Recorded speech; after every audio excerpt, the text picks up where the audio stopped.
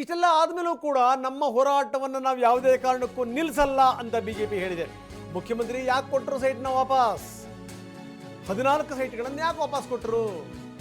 ಸೈಟ್ಗಳನ್ನು ವಾಪಸ್ ಕೊಡೋದಕ್ಕೆ ಕಾರಣ ಏನು ಅಂತಂದ್ರೆ ನಮ್ಮ ಹೋರಾಟದ ಬಿಸಿ. ತಪ್ಪೇ ಮಾಡಿರಲಿಲ್ಲ ಅನ್ನೋದಾದ್ರೆ ಅವ್ರು ಯಾಕೆ ಸೈಟ್ ವಾಪಸ್ ಕೊಡಬೇಕು? ಹಿಂಗಾಗನೇ ನಮ್ಮ ಹೋರಾಟ ಮುಂದುವರಿಯುತ್ತೆ. ಸುಪ್ರೀಂ ಕೋರ್ಟಲ್ಲಿ ಏನಾಗಿದೆ ಏನೋ ಅದ್ರ ಬಗ್ಗೆ ನಾವು ಚರ್ಚೆ ಮಾಡಕ್ಕೆ ಹೋಗಲ್ಲ, ಆದರೆ ನಮ್ಮ ಹೋರಾಟವನ್ನು ನಾವು ಮುಂದುವರಿಸ್ತೀವಿ ಅಂತಾರೆ ವಿಪಕ್ಷ ನಾಯಕ ಆರ್ ಅಶೋಕ್. ಮೂಡಾ ಕೇಸ್ ವಿರುದ್ಧವಾದಂಥ ಒಂದು ಹೋರಾಟವನ್ನು ಬಿಜೆಪಿ ಮಾಡಿತ್ತು. ನಮ್ಮ ಹೋರಾಟದ ಫಲವಾಗಿ ಸಿದ್ದರಾಮಯ್ಯನವರು 14 ಸೈಟ್ಗಳನ್ನು ವಾಪಸ್ ಕೊಟ್ಟರು. ಕೋಟ್ಯಾಂತರ ರೂಪಾಯಿ ಸೈಟನ್ನು. ಹಂಗಾರೆ ಯಾಕೆ ಕೊಟ್ಟರು? ತಪ್ಪಾಗಿಲ್ಲ ಅಂತ ಹೇಳಿದ್ರೆ ಸೈಟ್ ಯಾಕೆ ವಾಪಸ್ ಕೊಟ್ಟರು? ಈಗ ಇಟ್ಕೊಂಬೋದಲ್ಲ ವಾಪಸ್ ಅವರು. ಸುಪ್ರೀಂ ಕೋರ್ಟಲ್ಲಿ ಏನಾಗಿದೆ, ನಾನು ಕೋರ್ಟಿನ ವ್ಯಾಖ್ಯಾನಗಳನ್ನು ನಾನು ಇಲ್ಲಿ ಚರ್ಚೆ ಮಾಡೋಕ್ಕೆ ಇಷ್ಟಪಡಲ್ಲ.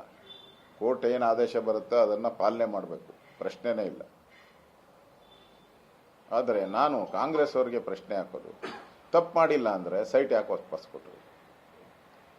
ಹಂಗಾರೆ ವಾಪಸ್ ತಗೊಂಬಿಡಿ. ಈಗ ಅದರಿಂದ ನಮ್ಮ ಹೋರಾಟ ಮೂಡಾ ಬಗ್ಗೆ ನಮ್ಮ ಹೋರಾಟ ನಿಲ್ಲಲ್ಲ, ಅದು ಕಂಟಿನ್ಯೂ ಆಗುತ್ತೆ. ಮೂಡಾ ಕೇಸ್ ವಿರುದ್ಧವಾದಂಥ ಇನ್ನು ಇದಕ್ಕೆ ಸಂಬಂಧಪಟ್ಟಂಗೆ ಬಿಜೆಪಿ ನಾಯಕರು ತಮ್ಮ ವಾಕ್ಪ್ರಹಾರವನ್ನು ಮುಂದುವರಿಸಿದ್ದಾರೆ. ಕೇಸ್ನಲ್ಲಿ ಹಲವಾರು ಸಂಗತಿಗಳು ಮಿಸ್ ಆಗಿವೆ. ಬಿಜೆಪಿ ನಾಯಕ ಛಲವಾದಿ ನಾರಾಯಣಸ್ವಾಮಿ ಹೇಳಿದ್ದಾರೆ, ದಾಖಲೆ ಮಿಸ್ಸಿಂಗ್ ಬಗ್ಗೆ ಇಡಿ ತನಿಖೆಯಲ್ಲೂ ಕೂಡ ಇದು ಬಯಲಾಗಿತ್ತು. ಎಲ್ರಿಗೂ ಗೊತ್ತಿದೆ ಯಾವ ಪರಿಯ ಭ್ರಷ್ಟಾಚಾರ ಇಲ್ಲಿ ನಡೆದಿದೆ ಅಂತ.